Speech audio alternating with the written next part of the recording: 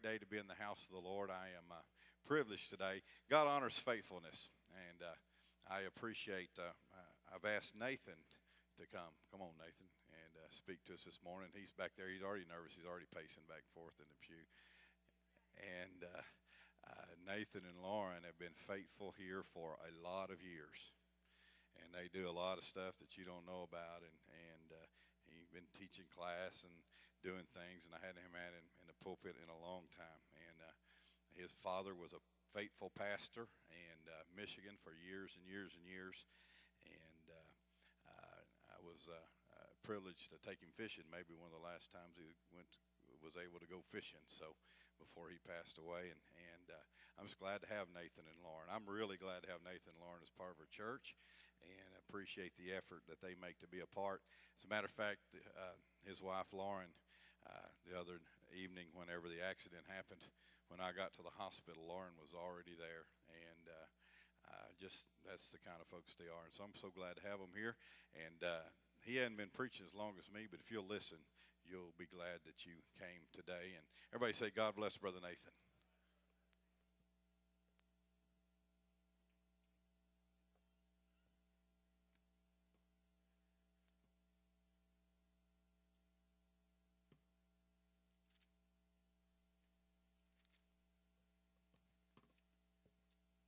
All right. The worst thing about this is hearing my own voice. It's terrible.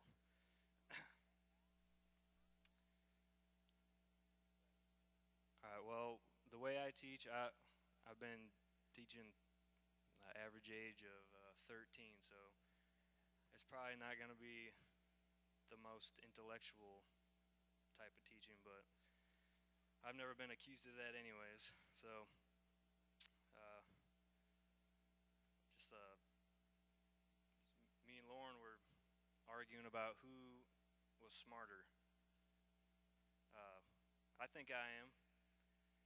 She thinks she is, obviously. So, well, I think I'm a different. I think I got the street smarts and she's got the book smarts. So, but we were arguing, and she said that her job requires, more brain power than mine, which is probably true.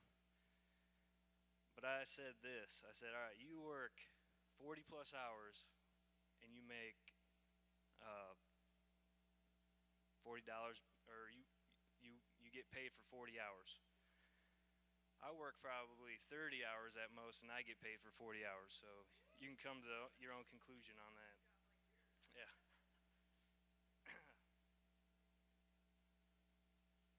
All right. I'm going to read from Job.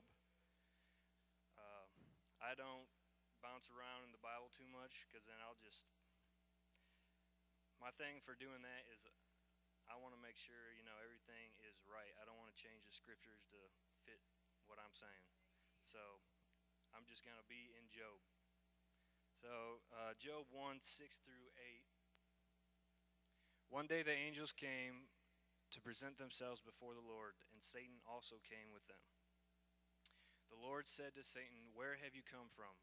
Satan answered the Lord, "From roaming through the earth and going to and fro in it." Then the Lord said to Satan, "I have considered my servant Job. There is no one on earth like him. He is blameless and upright, a man who fears God and shuns evil."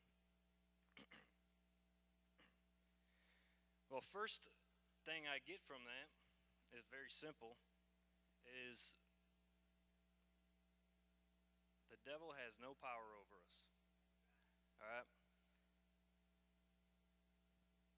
It's all God's choice. It's his decision what happens to us. The devil, and I know you guys know this, the devil has to have permission for whatever.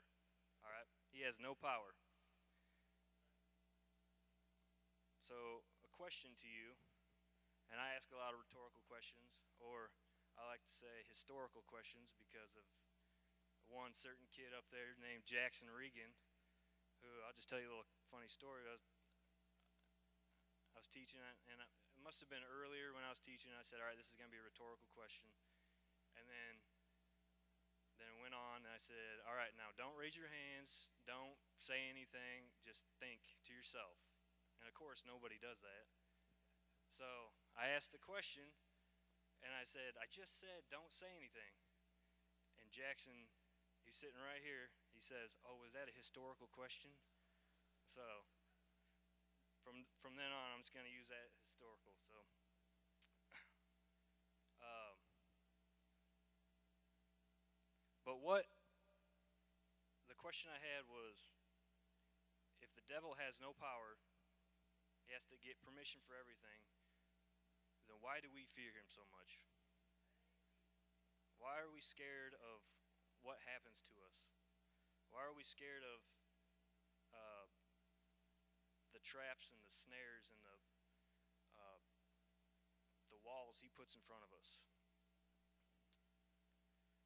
All right, we have no reason to fear him.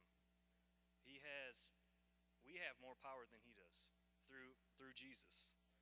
So if we have that power, and if he has limited power, then what causes us to fear? And the answer is us. All right? We put the devil as our worst enemy, but the truth is that we are our own worst enemies.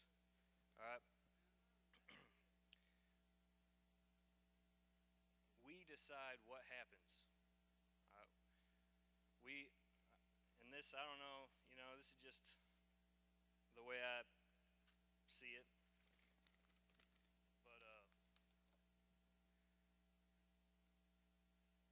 But we say God is the final judge. He's all that.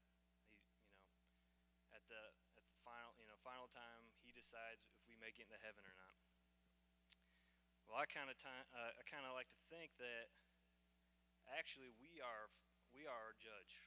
All right, it's already written how to get there, how to make it to heaven. It's already paid for. I mean, the blueprints are right in front of you how to do it.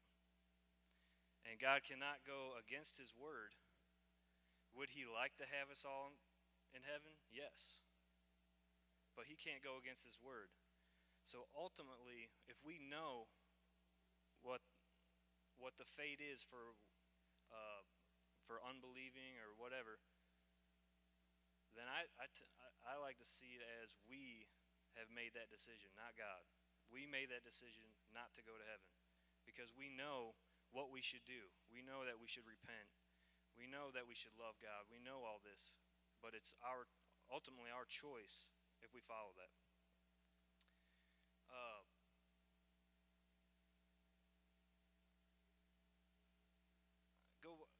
Put up Job 1:8. Put 8 back up there.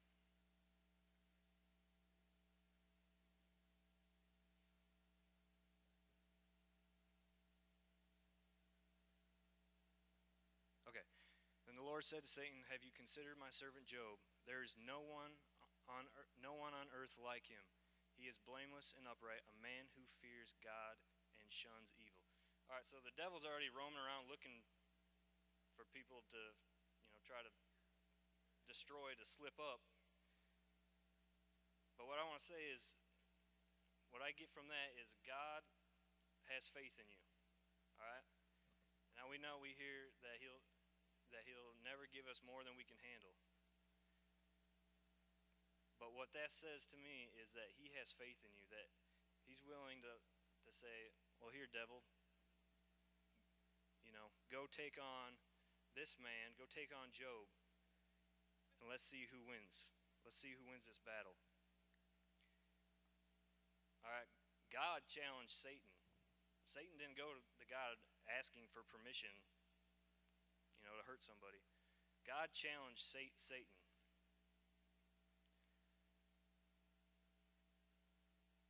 And with that, we always look for somebody to believe in us, because Satan's always causing us to trip up, to slip up. All right? And then we always make excuses for ourselves that, well, it wasn't my fault. I don't have anyone that will trust me, that will believe in me. I got nobody that has my back. All right? But But that right there shows me that God does. All right, he already he knows. All right, everything. He knows the number of hairs on your head. He knows what's going to happen to you tomorrow. Everything.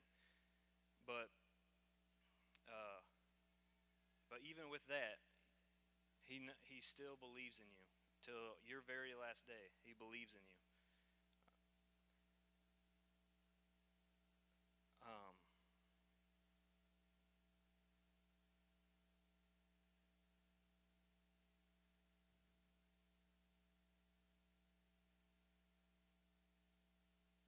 so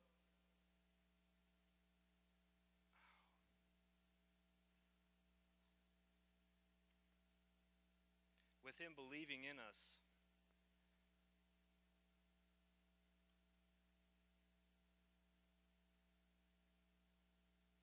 we need to not fear these challenges that we have before us. All right, we have God that has our back. All right, He's not worried about us failing, about us falling.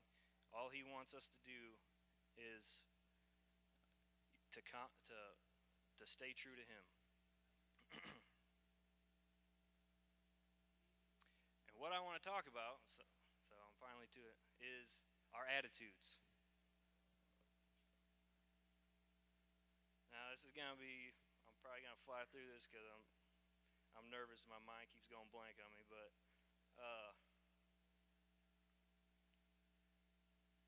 we have to maintain the right attitude. All right. Put Job 3:13 or 13, 1 through 3 up, please.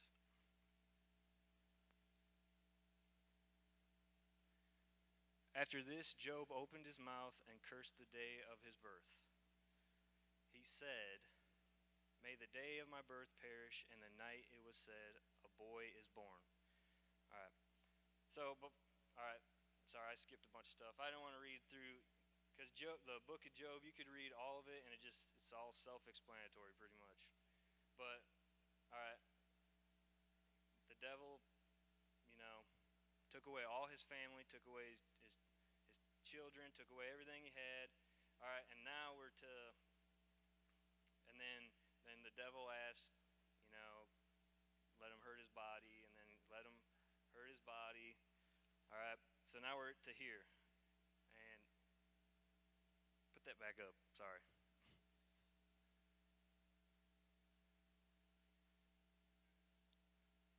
Now he's saying he wishes he has never been born. Have you ever said that? I've said that a lot of times. All right. Job was hurt, angry, he was sad. He had every emotion you could have. All right. I mean, everything has happened to him. He's lost everything. But I think a lot of times we get confused with emotions and attitudes. All right. Just the quick little definition from Webster, an attitude is a complex mental state involving beliefs, values, and dispositions to act in certain ways. And emotions is simple, any strong feeling. So I'm aware that your emotions can lead to your attitude change, but that's not what it is. It's okay to be mad, is what I'm saying. It's okay to be sad. It's okay to be happy. All right? Even Jesus got mad, flipped the tables over, did all that. So we don't need to act on our emotions. It's okay to have them, but we don't need to hang on them, to keep them going. Now, this is just off my head here. I remember reading once that when you're sad, when you cry, you're really only sad for, I can't remember exactly what it is, but it's like the first, let's just say, few minutes. Like your mental state is actually only for that much, and then the rest of the time, when you're grieving, is just you. Is just you doing that. So And it makes sense because we like to take those emotions that we have and drag them out for our own, I don't know if it's our own self-pity or what. But what I'm saying is it's okay to have those as long as it doesn't lead to an attitude change.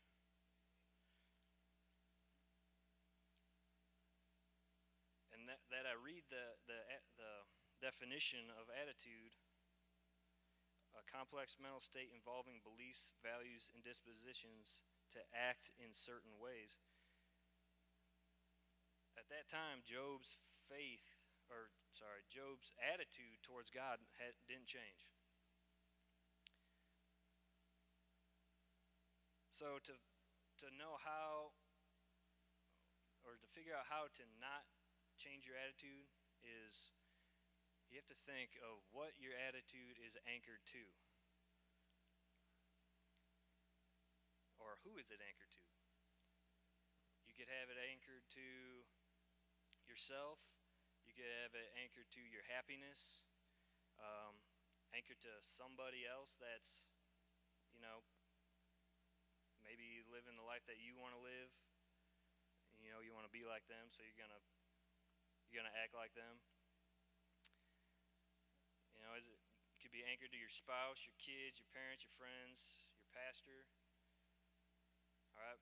But what I'm saying is we need to have our attitude anchored, tied to God, because He has never changed and He never will change. All right. His attitude towards us never changes, even though we fail Him constantly. I know every day I'm challenged by life. It's hard. But even with that, obviously He died for us. We persecuted Him, and His attitude, His love for us never changed. But if we have our attitudes tied to things or people, I don't know about you, but how many of you have, again, this is rhetorical. How many of you have had somebody let you down in your life? All right? I know I have. And if we tie our attitude towards God to those people, to somebody else, then you are gonna fall from God. Your attitude towards God will change. It's just a matter of time, because that person is gonna let you down. Just like people that come to church and they may not hear something they don't like, and they get offended, and then they stop coming, and then they stop going to church, period, and then they stop reading the Bible, and they stop, pretty much they just fall from God. So what was their attitude? What was their love really tied to? Was it the church? Was it the pastor? Or was it God? Now, I understand, if you feel like you have to go to another church, whatever. But don't let it affect your relationship with God. I deal with that a lot. Like, if somebody makes me mad, or I get offended, then a lot of times I'm like, well, I'm just not gonna do this, and then it slowly accumulates, and then it just gets worse and worse, and then I notice, and I feel it when I'm out here, and I'm out here, and I can feel God moving, but I refuse to raise my hands. And I'm not telling you this. All right. Still trust me with your kids here. I'm not trying to. But I feel it. I feel God, and I just refuse to act on it. And that's because I let whatever it was, I let it affect my attitude towards God. And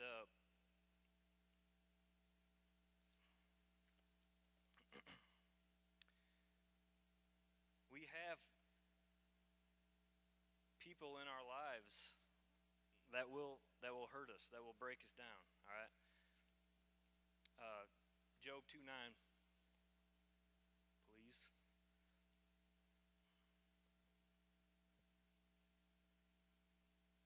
I give you that?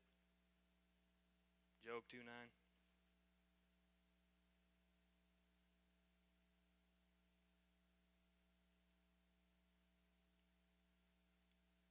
His wife said to him, "Are you still holding on to your integrity?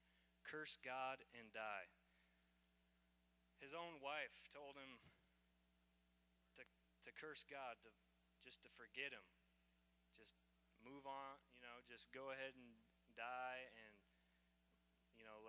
just let it all go. Let everything you believe, just let it go because it's not helping. That's what she's telling him. The one that's supposed to be closest to you, you share a bond with them. She's telling you, to curse God.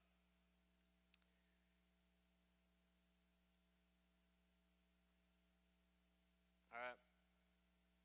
And then his friends come along and they start telling him, they start giving him how sarcastic remarks, whatever, really kind of uplifting him, but not him and God type of thing. All right. And we don't need those kind of friends. We don't need that kind of wife either. but but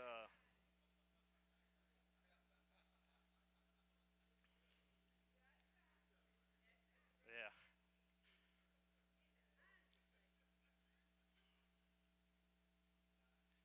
But I won't say that. All right. But we don't need that kind of influence in our life. All right.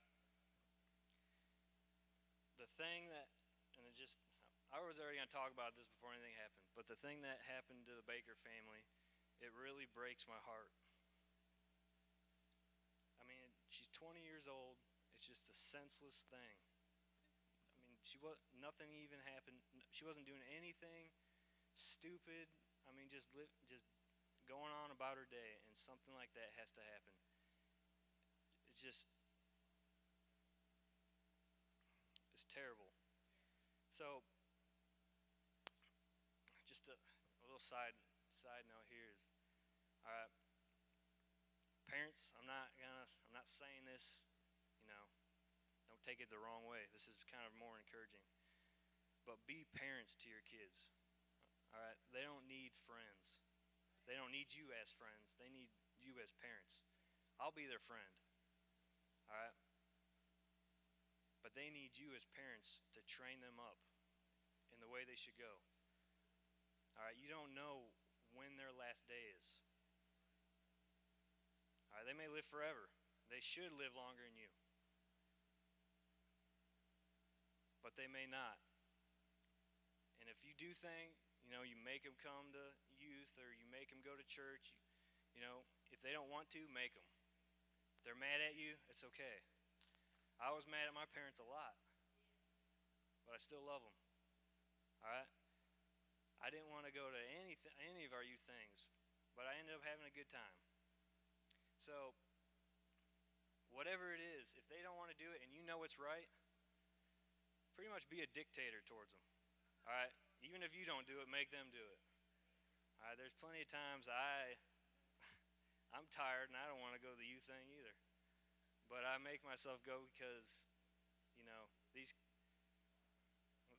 yeah, she does. But the kids, they need something, all right? And they really, and I'm just telling you this not because my kid's only 2, so there ain't much, there's a lot of correcting, but it ain't like teenager correcting. But I'm just telling you from my experience, I gave my parents a hard time. And what I'm thankful for is that my parents never gave up on me and they never stopped teaching me the right ways. Even to this day, my mom's still getting on to me. I gotta watch what I say. I gotta, if anything. She's on me all the time.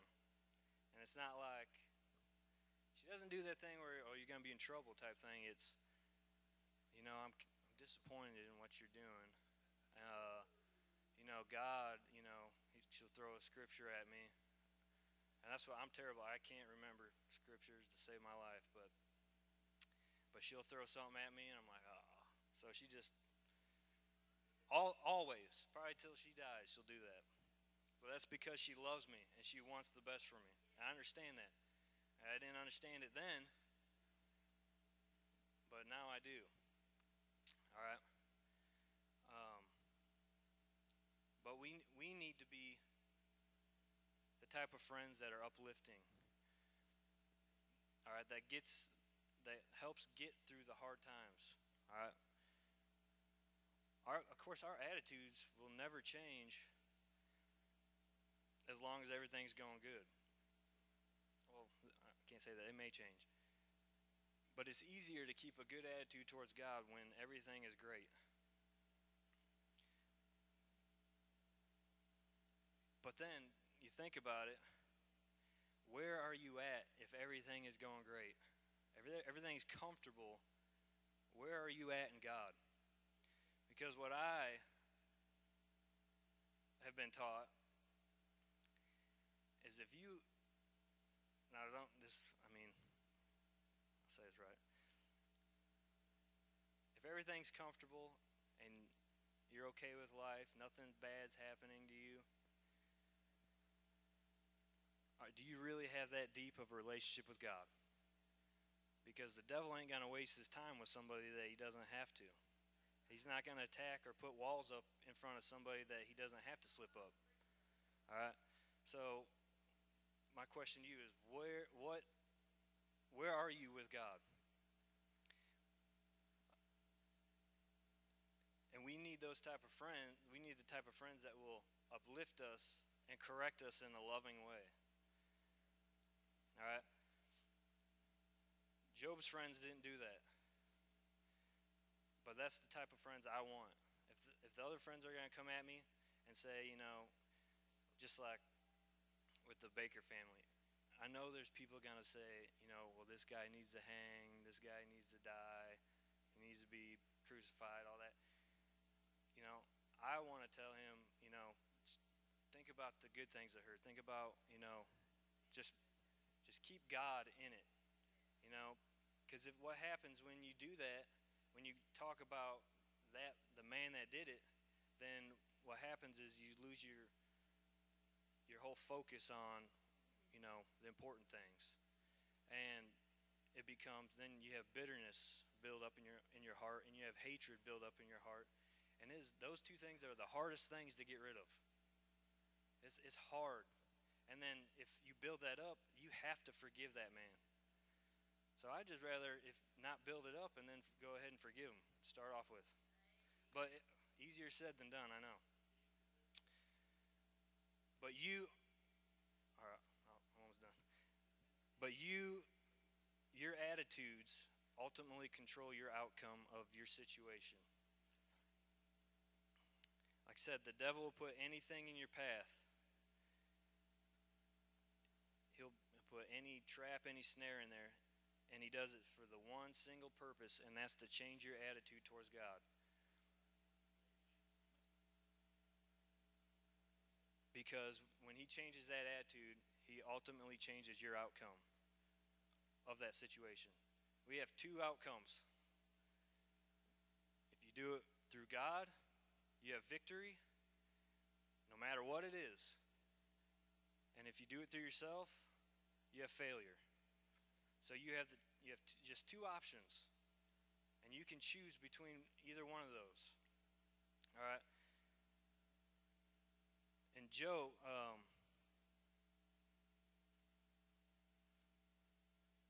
like to say it because ultimately your outcome is this: heaven or hell. Nothing on earth matters. Nothing that happens to you matters. What matters is when you meet him. Or is he going to send you away, or is he going to invite you in? That's all that matters. No matter if you lose, just like Job, if you lose everything for no reason, just lose everything. All right? Is it worth losing God over?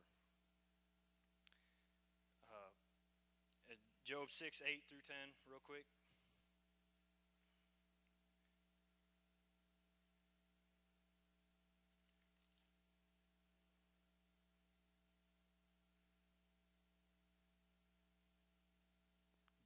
Job 6-8, please. Wait, what did I say? 8-10. 8-10. Oh, that I might have my request, that God would grant what I hope for, that God would be willing to crush me, to let loose his hand and cut me off. Then I would still have this consolation, my joy and unrelenting pain, that I had not denied the words of the Holy One. Even through all that, Job recognized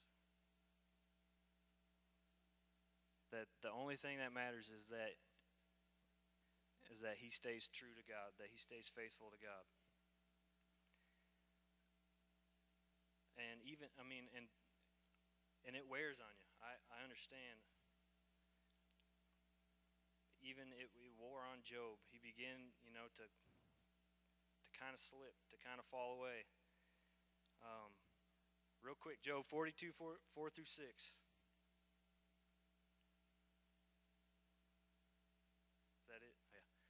You said, listen now, and I will speak. I will question you, and you shall answer me.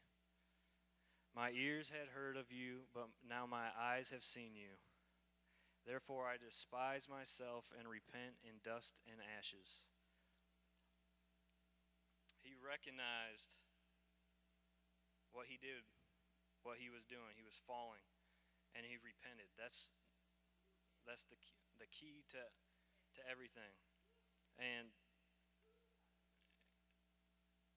even though he stayed true to God through a lot, and it's just at the very end, with people just giving him the wrong words, the wrong message, not uplifting him, he started to slip away. But he recognized that that he was wrong, that everything that God has done, even that he doesn't understand, was for a purpose. And I don't understand a lot of things, and we may never understand something that happens to us, but one day you will understand if you stay true to him. And what also that says is that before then, he only heard of God. He only, heard the words of God. But then he saw God. God revealed himself to him. And if we keep our attitudes right, which is, we may get broken down to dust or ashes. But if we keep our attitudes right, that's when he reveals himself to us. And sometimes that's what it takes. And I hope for me it doesn't take that. But sometimes we need to be just beat down to nothing to be able to see God in his glory. And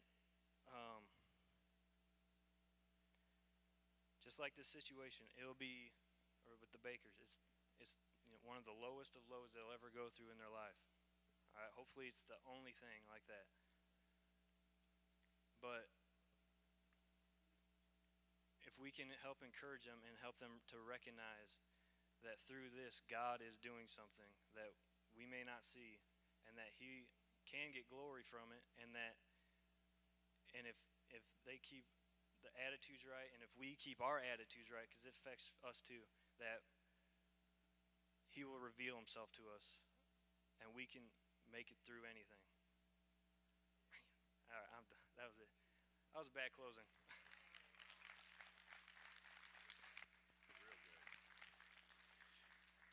I know that he was nervous, and that you probably gathered he was nervous, but if you listen, there's a whole lot of meat in what he said.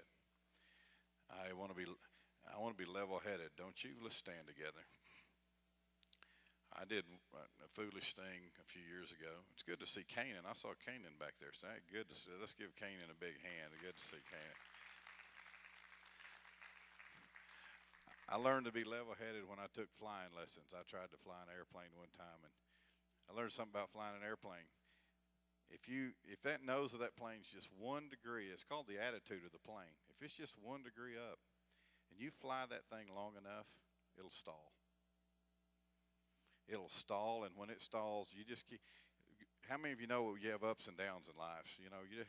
But you got to keep your attitude level. But if you just get 1 degree of positive, eventually that thing's going to stall, and that nose is going to go straight down. You get 1 degree negative attitude, and eventually you're going to hit the ground. It don't matter how high you are. You start heading down just a little bit at a time. Eventually you're going to crash. So what we got to do is stay level, and let the ups and downs of life do what they want to do, and we got to stay level. And we stay level, then we can hang for the long haul. We can fly forever. I just want to be level. And so we all fight that a little bit, don't we? It's good to see you. My goodness gracious. Let's give Nathan another hand. He did a great job. Great job.